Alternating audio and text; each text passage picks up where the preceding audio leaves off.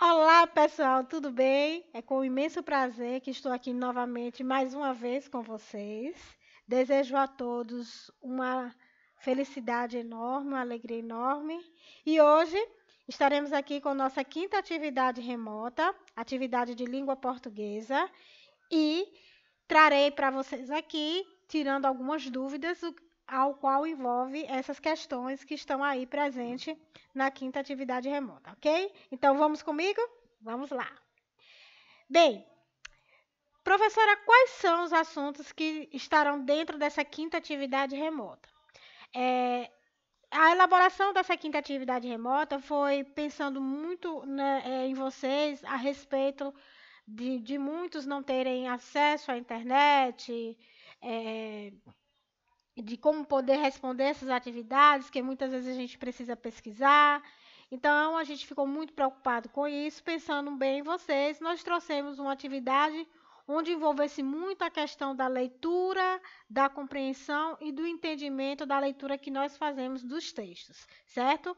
Então, como vocês podem observar aí na atividade remota de vocês, nós temos 5 momentos de aula. Temos a aula 1, a aula 2, a aula 3, a aula 4 e a aula 5.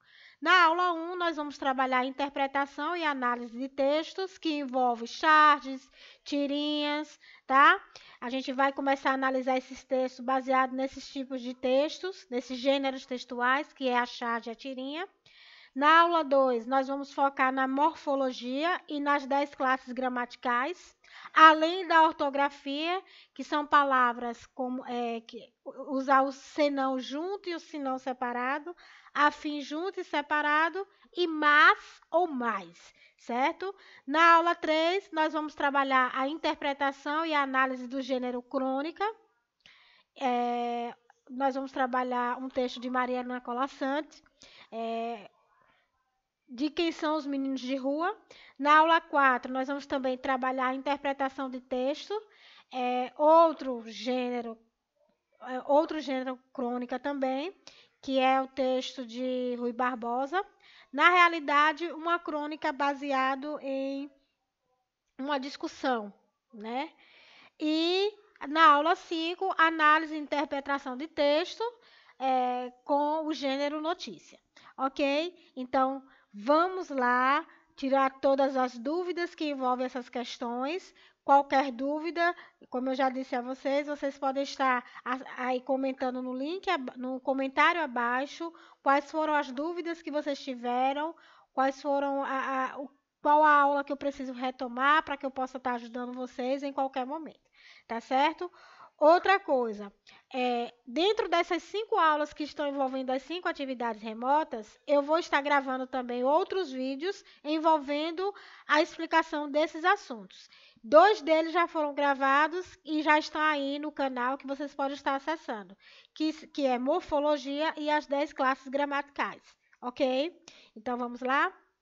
Bem, nessa primeira aula aí, nós temos interpretação e análise de texto, que vai envolver charge, que é esse material aqui, ó, que vocês estão vendo aqui, ó.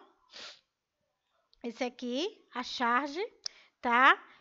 E nesse primeiro momento aí, que vai envolver a questão 1, 2 e 3, vocês vão analisar a charge. Mas antes da gente analisar a charge, a gente precisa entender que gênero textual é esse. O que é que esse gênero textual me traz como informação? Lembrando a vocês que todo texto ele tem uma função social, tá? Todo texto ele tem uma função social. E o que é essa função social? Justamente é isso. É questionar, falar, analisar, conhecer, reconhecer, ou seja, todo texto ele traz uma informação, ele traz uma função social. E do que se trata o gênero textual charge e tirinhas, eles trabalham justamente essa função social, que é o quê? O questionamento, analisar o que traz aquela charge, qual a informação que aquela charge está me trazendo, qual é o tema daquela charge, qual é a mensagem que aquela charge está me trazendo, porque o gênero textual charge, ela foca no tema, ela traz o tema, mas por trás do tema, ela traz a questão da ironia, a análise sarcástica, humorada, tá? Assim como a tirinha também. Então, são dois gêneros textuais que envolvem imagens que trabalha com o tema de forma bem-humorada e sarcástica, mas que traz um questionamento, que traz uma análise daquela situação, daquele tema. Essa é a função social do gênero charge e tirinha, tá certo? Então vamos analisar essa primeira questão aí. Nós estamos aí uma charge onde tem uma professora. Observe a cena que discorre essa situação. Vocês estão vendo uma sala de aula toda remendada, com buracos. Vocês percebem que a sala está bem desgastada. Você percebe também a caracterização do professor bem desgastado, certo? E aí vem a pergunta que está ao quadro. É frequente o descaso com o ensino público. Mas se vocês observarem logo aqui em cima, ó, você vai ver aqui, ó, reforma ortográfica. Ele traz um assunto que é a reforma ortográfica, mas dentro desse assunto vem o tema principal da charge, tá? E aí vem o seguinte, a frase diz assim: é frequente o descaso com o ensino público. Aí a professora pergunta: o que mudou nessa frase? Ela está citando a frase não como um questionamento da vida a qual está ali inserida, mas ela está falando no sentido das reformas, da reforma ortográfica, tá? Ela pergunta referente a isso. Nesse caso aí, nessa frase aí, teve uma mudança na reforma ortográfica, que é aquelas palavrinhas que nós usamos o trema. Lembra? Tranquilo. A sílaba qui, a gente usava dois pontinhos em cima do u, tá? Ou seja, depois da reforma ortográfica, esse trema desapareceu da nossa língua. Ou seja, ela não é mais necessário ser colocada nas palavras quando escrevemos, tá? Mas nem por isso mudou a sonoridade das palavras. É nisso que a professora aí, ela foca nessa pergunta aí, é sobre essa mudança da reforma ortográfica. Entretanto, olha a resposta do aluno, nada. Porque se você observar o ambiente da sala, aí é que entra a função da charge. A função da charge é você analisar a situação que está ali, mas observando o que é que traz de fato o assunto. Você percebe que fala mesmo do descaso do ensino público. As escolas que precisam de um apoio, a estrutura da sala, e que o menino observa a situação e ele corresponde à realidade dele, que não mudou nada, que ainda continua com o mesmo descaso com o ensino público, certo? Ele já não está se referindo mais ao conteúdo que a professora está passando, falando da reforma ortográfica, mas está se referindo à situação geral que acontece no nosso país referente ao ensino público, certo?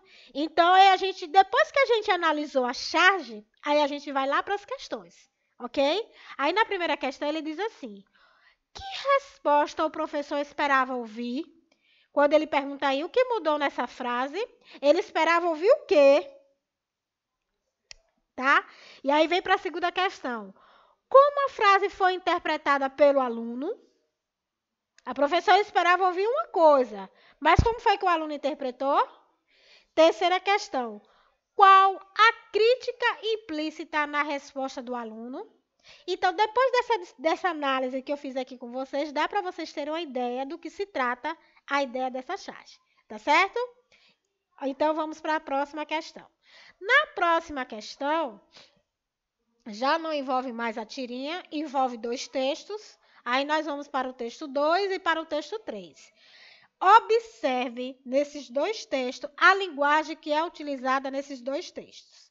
No texto 2, nós temos aí, ó, ser brotinho não é viver em um pícaro azulado, é muito mais. Ser brotinho é sorrir bastante dos homens e rir interminavelmente das mulheres. Rir como se o ridículo, visível e invisível, provocasse uma tosse de riso irresistível. Tá? Esse texto é do Paulo Mendes Campos. Já em algumas aulas que eu gravei aí, falei sobre o gênero crônica. Quem lembra aí dessa aula, volte lá no canal, veja lá. vocês vão observar que nós falamos muito sobre algumas crônicas, alguns cronistas que escrevem crônicas, e um deles foi Paulo Mendes Campos, tá certo? Então, esse texto aí observou a linguagem, qual foi utilizada, ser brotinho, não é viver no pícaro azulado, é muito mais, ser brotinho é sorrir bastante. Ou seja, olhe a linguagem que foi utilizada nesse texto 2. Aí a gente agora vai para o texto 3. Aí no texto 3 fala assim: ser gagá não é viver apenas nos idos do passado, é muito mais. É saber que todos os amigos já morreram e os que teimam em viver são entrevados. É sorrir interminavelmente, não por necessidade interior, mas porque a boca não fecha ou a dentadura é maior que a arcada, tá? E aí você observa a linguagem desse texto, observa o que traz o texto 2 e observa o que é que traz o texto 3. Tá? Observe a linguagem, observe as palavras como elas são colocadas, o que é que ela está passando de informação. Depois dessa análise toda, observe quem são as pessoas que estão escrevendo.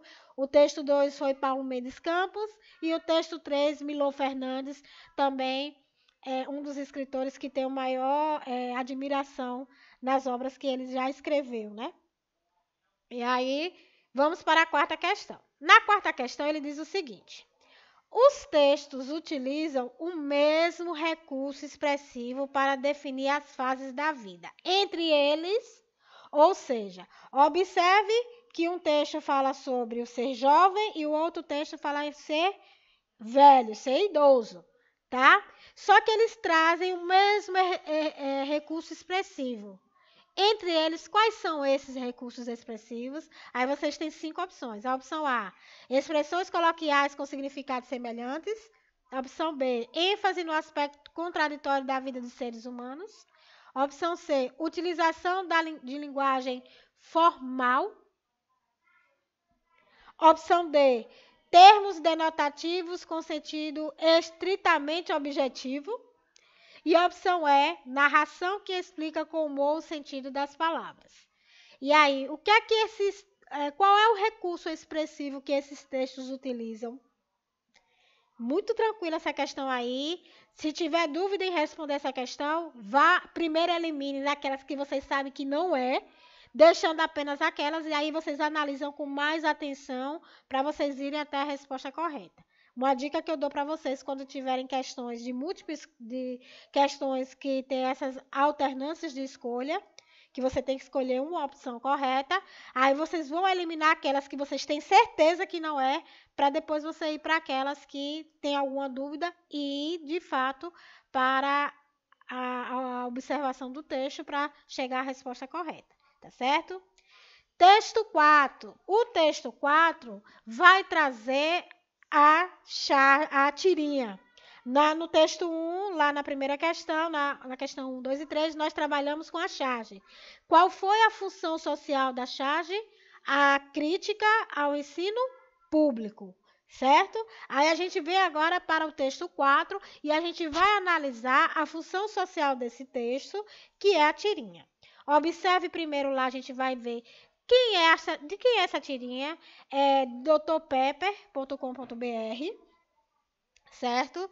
E ele traz aí essas duas personagens. A primeira personagem, desculpa, é um médico. E a segunda personagem parece ser alguém que vai votar, tá certo? Aí nós temos aqui, ó, vote em um bom candidato. Isso quem fala é o médico. E aí tá a pessoa lá representada como um palhaço, e aí ele continua afirmando, só volte depois disso, te espero aqui. Ou seja, essa pessoa que está fantasiada de palhaço só poderia retornar depois que ele votasse em um bom candidato. E o médico ficou esperando, certo? E aqui ele continuou, que é Dr. Pepper, o Dr. Pepper continuou, e a fisionomia dele foi mudando. Essa mudança de fisionomia significa que é uma passagem de tempo. E chegou até o momento que ele está ali, ó, ao final da tirinha, que ele está velho, como é que mostra essa representação, essas características dele velho? A barba branca e grande e ele de bengala, todo curvado. Demonstra que o tempo passou e muito. Então, qual é a função social dessa tirinha? Mostrar que nos tempos atuais encontrar um bom candidato está sendo uma coisa bem difícil, mas não impossível, certo? Mas ele não retornou. E aí a gente vai lá para a questão.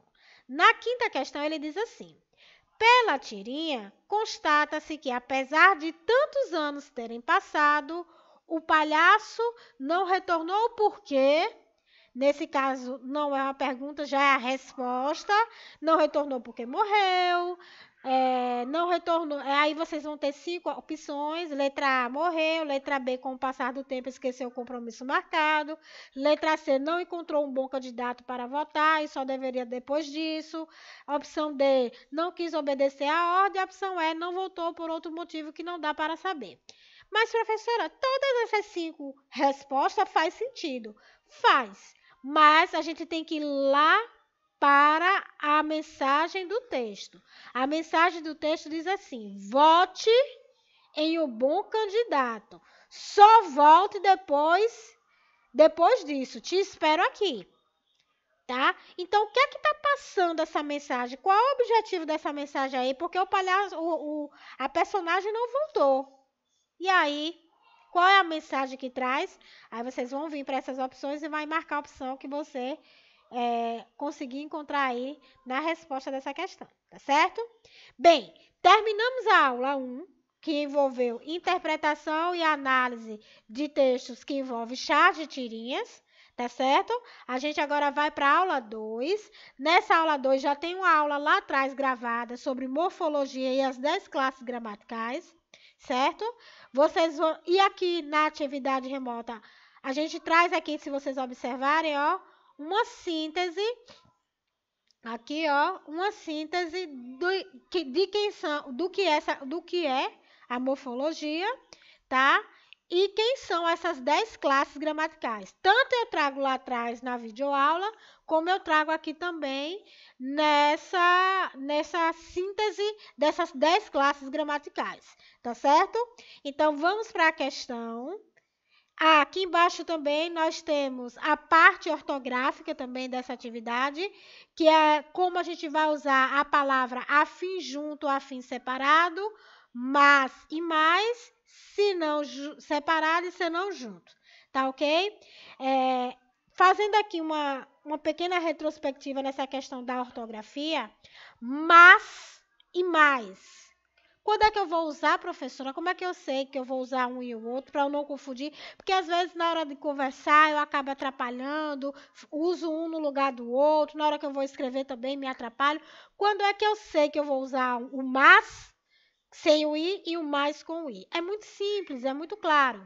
O mas sem o i é oposição, é contradição, tá? O mais é uma ideia oposta.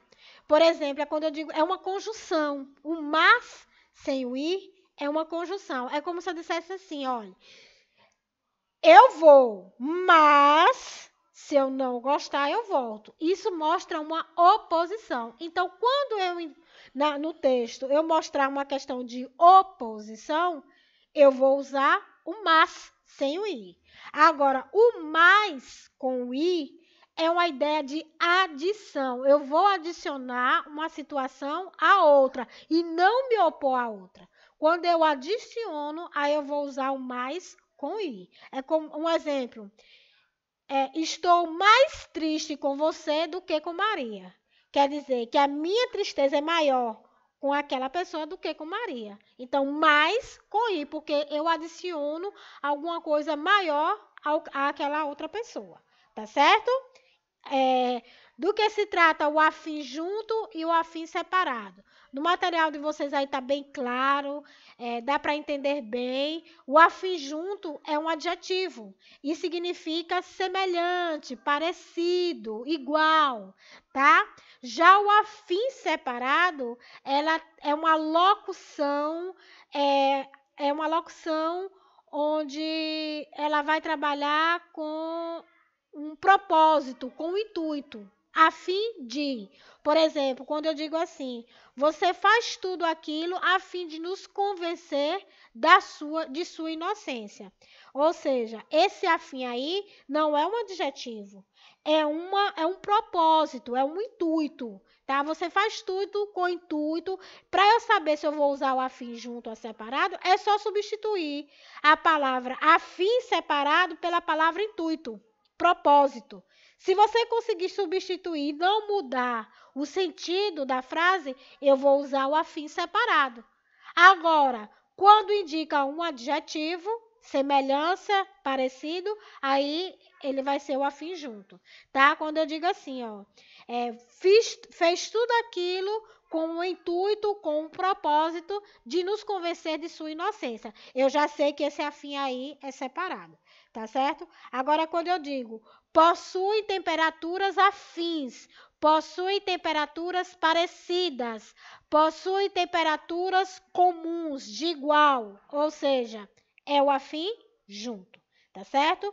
E o senão junto e o senão separado, também muito fácil de entender. O senão separado, ele traz a união da conjunção se mais o advérbio de negação. Ou seja, quando eu puder trocar por caso não, esse se não separado, se eu puder trocar pelo caso não, aí sim eu já sei que vai ser separado. Caso não, quando não, tá? Aí eu posso trocar, se eu puder trocar esse senão separado por essas palavras e não mudar o sentido da frase, eu vou usar o senão separado. Já o senão junto, quando eu puder substituir por contrário, tá? Do outro modo, se eu conseguir não substituir por essas palavras e não perder no sentido da frase, eu vou usar aí o senão junto. Tá certo, gente? Então vamos para as questões. Bem, na primeira questão dessa aula 2, vocês vão usar aí na opção A, B, C, D e E, senão junto e o senão separado. Eu coloquei aí, se vocês observaram, entre parênteses, essas palavrinhas aí que vão ajudar vocês a usar o senão correto. Veja quando é que eu posso substituir o senão separado pelo senão junto, não mudando o sentido da frase, porque tem essas opções aí que estão entre parênteses que vão ajudar vocês a entender qual senão vocês vão usar aí, tá certo? Qualquer coisa, vão lá na pescazinha que eu coloquei que vão ajudar vocês, tá bom? Depois que vocês preencherem isso aqui, aí vocês vêm e marcam a alternativa que envolve a sequência correta dessas que vocês responderam aqui acima, beleza? Na segunda questão, aí a gente já vai para as 10 classes gramaticais.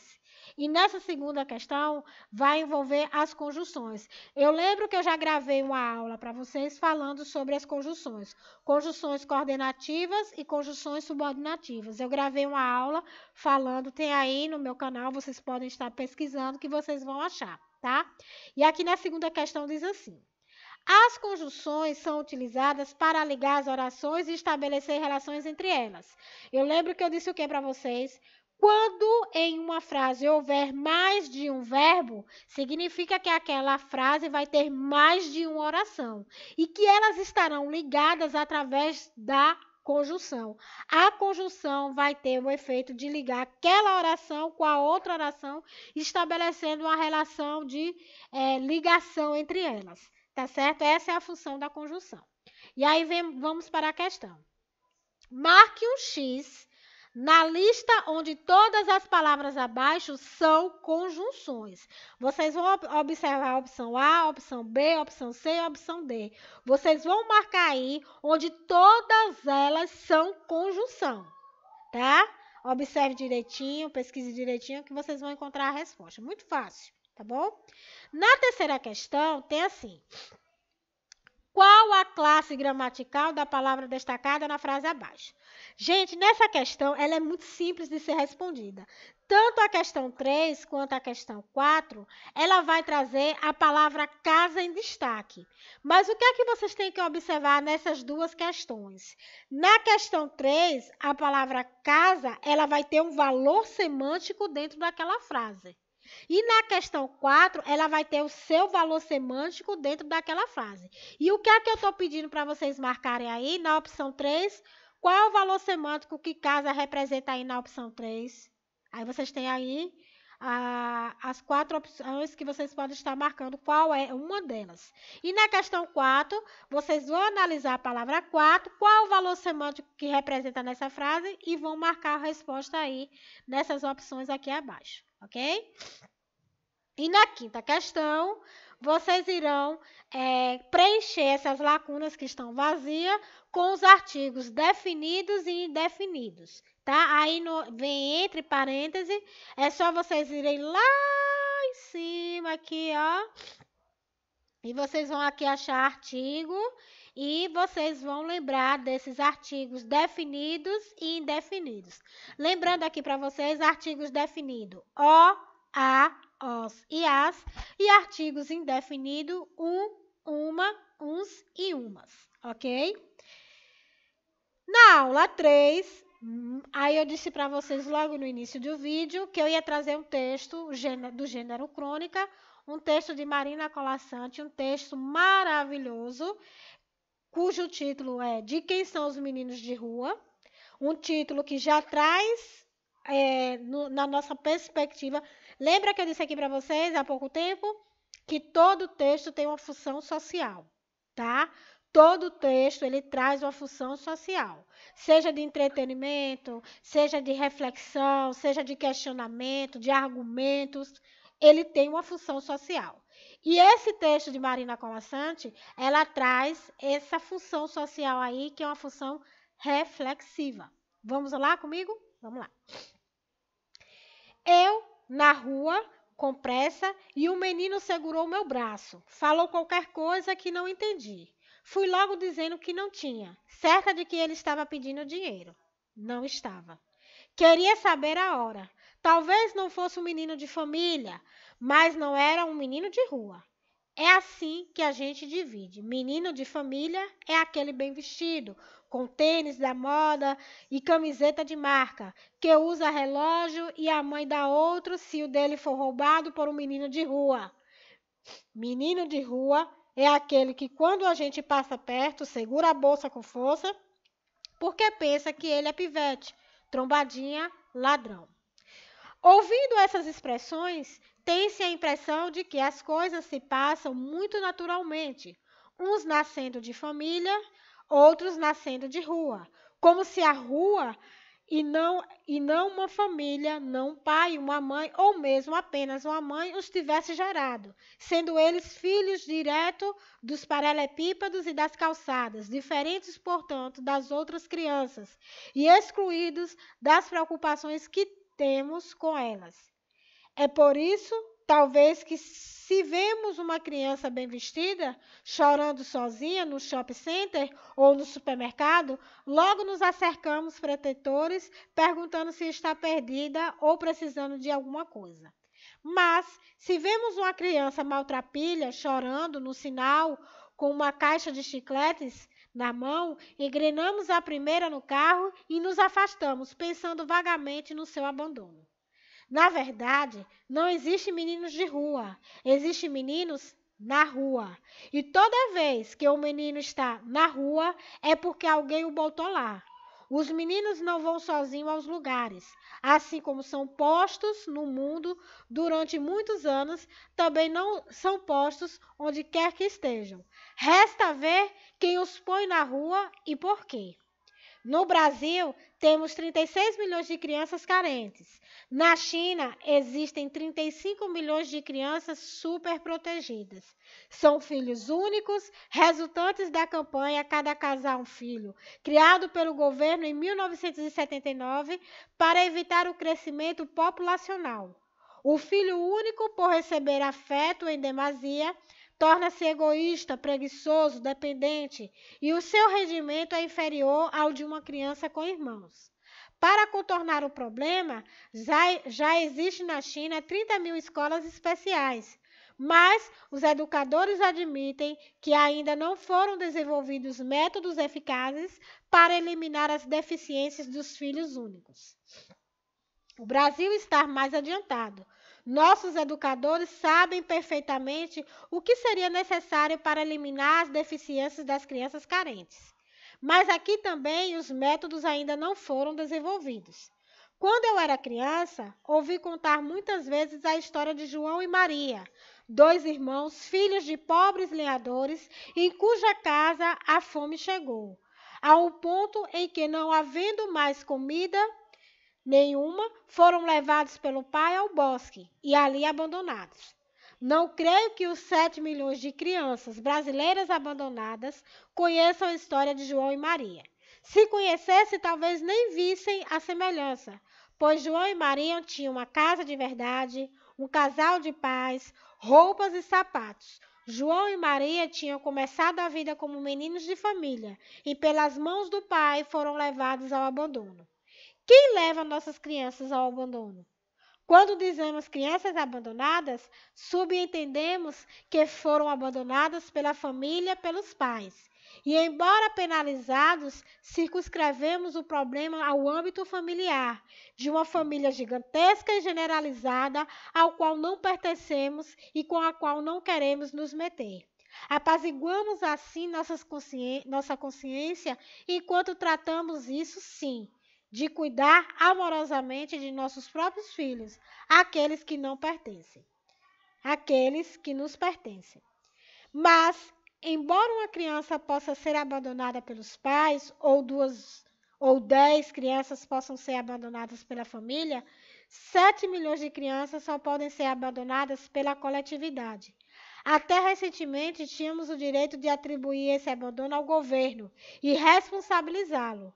Mas, em tempos de nova república, quando queremos que os cidadãos sejam o governo, já não podemos apenas passar adiante a responsabilidade. A hora chegou, portanto, de irmos ao bosque buscar as crianças brasileiras que ali foram deixadas.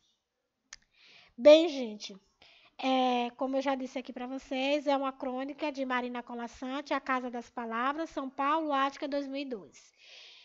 Lembra que eu disse para vocês antes de ler esse texto? Todo texto tem uma função social. A função social desse texto é a função social reflexiva, de refletir sobre essas palavras, sobre a mensagem que traz esse texto, tá? Então vamos lá para a interpretação desse texto. Primeira questão. Lembrando aqui a vocês, meninos e meninas que estão respondendo essas atividades remotas, cuidado com a caligrafia de vocês, tá? Respondam a caneta de tinta azul ou preta. Por quê? Porque na hora da correção a gente fica sem compreender muito a caligrafia de vocês. Então é importante que vocês escrevam com cuidado, observando bem as palavras, devagar, não precisa correria, tá? Para que a gente possa compreender a caligrafia de vocês e a resposta que vocês estão dando, ok? Então vamos lá. Primeira questão, letra A. A que gênero textual esse texto pertence? Fácil, já até disse a vocês qual gênero pertence, né? Opção B. Qual o objetivo desse texto? Segunda questão. Elabore um comentário sobre a crônica de Marina Colasanti a partir das frases: não existe meninos de rua, existem meninos na rua. Então, analise bem essa frase e eu sei que vocês vão fazer aí uns comentários maravilhosos, show de bola, tá certo? Terceira questão. Quais os tipos de meninos a que a autora se refere no texto e como ela os diferencia? Ela citou aí 2 tipos de meninos. Quais são esses e como ela diferencia os dois meninos, certo? Questão 4. De acordo com o texto, de quem seria a culpa por existir tantas crianças abandonadas no Brasil? De acordo com o texto, tá? E quinta questão, indique uma possível solução para esse problema brasileiro. A partir da leitura que vocês fizerem, a análise que vocês fizerem sobre esse texto, aí vai entrar agora o pensamento crítico de vocês. Qual a solução que vocês poderiam dar para esse problema? Sei que vocês vão arrasar aí, tá? A aula 4 também traz outra crônica, tá? E nós vamos ler interpretar esse texto agora, tá? Texto 1, paz e a lei. A paz, não a vejo, não há. Como não pode existir senão uma, é a que assenta na lei, na punição dos crimes, na responsabilidade dos culpados, na guarda rigorosa das instituições livres. Outra espécie de paz não é senão a paz da servidão, a paz indigna e alvitante dos países oprimidos, a paz abjeta que a nossa índole, o nosso regime essencialmente repelem. Deixa eu dar uma paradinha para fazer uma correção aqui. Entrou um acento desnecessário, tá? O nosso regime essencialmente repelem a paz que humilha todos os homens honestos. A paz que nenhuma criatura humana pode tolerar sem abaixar a cabeça envergonhada. Esta não é a paz que eu desejo. Quando peço a observância da lei, é justamente porque a lei é o abrigo da tolerância e da bondade. Não há outra bondade real, senhores senadores, senão aquela que consiste na distribuição da justiça, isto é, no bem distribuído aos bons e no castigo dispensado aos maus. É a tolerância que vem a ser, senão a observância da igualdade legal? Porventura, temos sido nós iguais perante a lei, neste regime, nestes 4 anos de governo, especialmente? Há algum chefe de partido, há alguma cabeça de grupo, algum amigo íntimo da situação, algum parente ou chegado às autoridades que não reúna em sua pessoa um feixe de regalias, que não goze de prerrogativas especiais, que não tenha em torno da sua individualidade uma guarda ou uma defesa régia ou principesca? Essa excursão, senhores senadores, me levaria longe e poderia por si só absorver os meus poucos minutos de tribuna nesta sessão. Nas poucas vezes em que me atrevo a perturbar a serenidade absoluta deste recinto e a contrariar os sentimentos de muitos honrados colegas. Tenho consciência, senhor presidente, de ter me colocado sempre em um plano que não se opõe nem à tolerância nem à paz, que é, ao contrário, o terreno onde a paz e a tolerância se devem estabelecer, o único terreno em que todos nós poderíamos aproximar e a dar-nos as mãos. O terreno da reconciliação com a lei, com a república, com as instituições constantemente postergadas debaixo da política e sem escrúpulos da atualidade. Texto de Rui Barbosa, discurso no Senado Federal, em 13 de outubro de 1914. Gente, outro texto que, se eu fosse perguntar para vocês qual seria a função social desse texto, a função social desse texto seria a reflexão, a análise dessas palavras no que se retrata a questão da paz.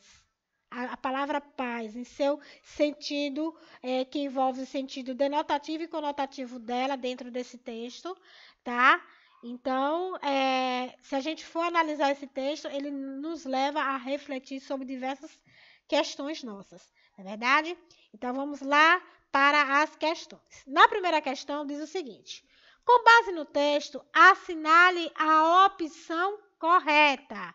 No que se refere lá ao texto, qual dessas opções aqui será a correta? Opção A paz desejada pelo autor é a da servidão e dos países oprimidos.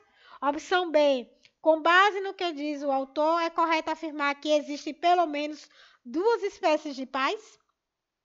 Opção C, o tema do discurso é extemporâneo, uma vez que, quando o pronunciou o autor, o mundo passava por um longo período de paz. Vão lá no dicionário e pesquisem essa palavra aqui, ó, extemporâneo. Ok?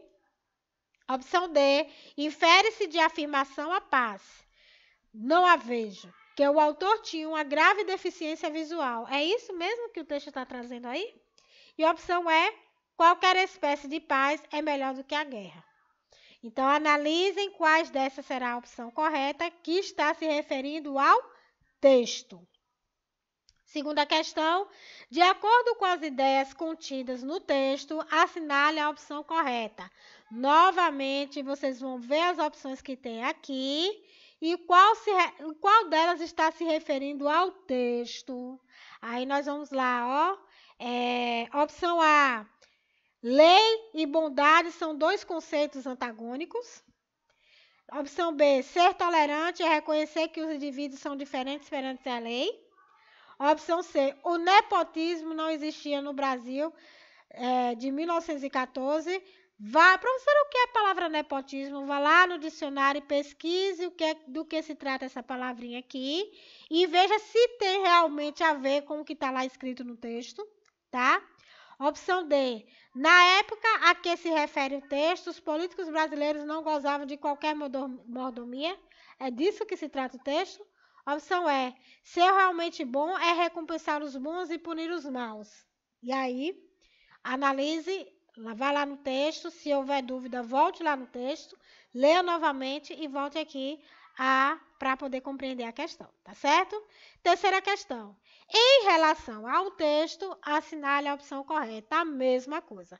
Todas essas três questões é referente ao que vocês compreenderam do texto e vem aqui e marque a opção correta, ok?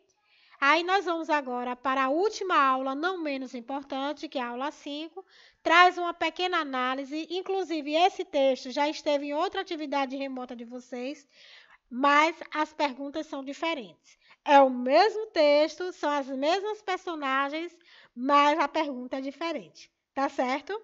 Aí nós vamos lá. Jéssica é somente uma garota de 11 anos, mas tem a coragem de uma leoa e a calma de um anjo da guarda. Na noite de domingo, a casa em que ela mora se transformou no inferno que ardia em chamas, porque um de seus irmãos causou o acidente ao riscar um fósforo, desculpa, gente. Larissa, de 7 anos, Letícia, de 3 anos, e o menino de 8, que involuntariamente provocou um incêndio, foram salvos porque Jéssica, apesar de seus 11 anos, se esqueceu de sentir medo.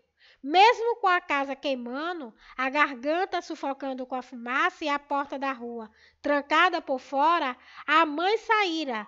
A menina não se desesperou. Abriu a janela de um quarto e, através dela, colocou um por um todos os irmãos para fora. Enquanto fazia isso, rezava. Ninguém sequer sofreu um arranhão.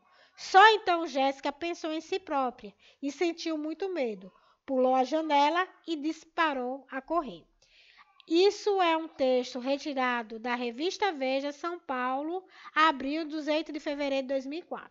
Então, se esse texto foi retirado lá da revista Veja, significa que ela é uma notícia. Então, esse texto, a gente já começa a analisar o texto a partir disso aí. Esse texto aí, o gênero dela é uma notícia. Então, qual é a função da notícia? Informar, mostrar, tá certo? Então, vamos lá para a questão. Na primeira questão desse texto, nós temos aí, ó. No trecho, Larissa, de 7 anos, Letícia, de 3 anos e o menino de 8, que involuntariamente, está até sublinhado aqui, provocou o incêndio, foram salvos porque Jéssica, apesar de seus 11 anos, se esqueceu de sentir medo. Linha 5, o trecho destacado, esse que está aí sublinhado, que eu acabei mostrando para vocês, está se referindo a quem? Tá muito tranquilo também. Vocês marquem aí a opção. E a segunda questão e a última dessa aula 5, tem o textinho aí que vocês vão ler e vão substituir essas palavras que estão aqui destacadas, tá vendo, ó? Elas estão aqui destacadas por outras que têm o mesmo valor semântico para não alterar o sentido desse pequeno texto aí, tá? Vocês podem estar pesquisando em dicionários, em livros de português, que vocês podem encontrar outras palavras que têm o mesmo valor semântico dessas palavrinhas que estão aí, que por conseguinte entendemos que sejam o quê? Conjunções, tá vendo? Porque, por isso, por fim, tá certo? A gente percebe que são conjunções que vocês podem estar trocando essas conjunções por outras com o mesmo valor semântico. Tá certo, gente? Então, foi um imenso prazer estar com vocês. Qualquer dúvida, escrevam aqui no link as dúvidas que no link não, desculpa, nos comentários abaixo. Escreva as dúvidas que vocês têm aí, que eu vou estar voltando para poder ajudar vocês a tirar essas dúvidas. E qualquer coisa, sabem onde me achar, tá certo? Um abraço e um beijo da Proqueme. Tchau, tchau.